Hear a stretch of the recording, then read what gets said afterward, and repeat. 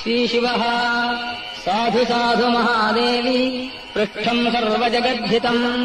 पुरानारायण श्रीमान् लोकरक्षापरायणः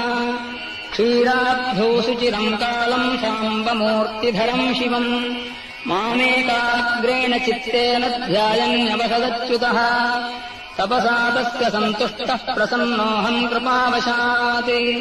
ध्यानात् समुत्थितो विष्णुर्लक्ष्म्या माम् पर्यपूजयति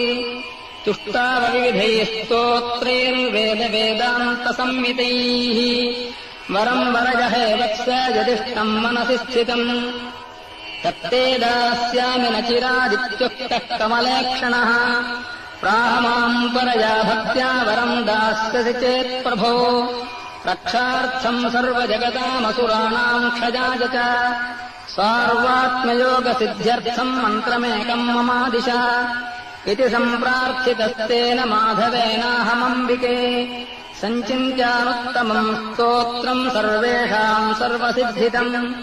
नटेश नाम साहस्रमुक्तवानस्मि विष्णवे तेन जित्वा सुरान् सर्वान् रक्ष सकलम् जगति सार्वात्म्ययोगसिद्धिम् च प्राप्तवानम्बुजेक्षणः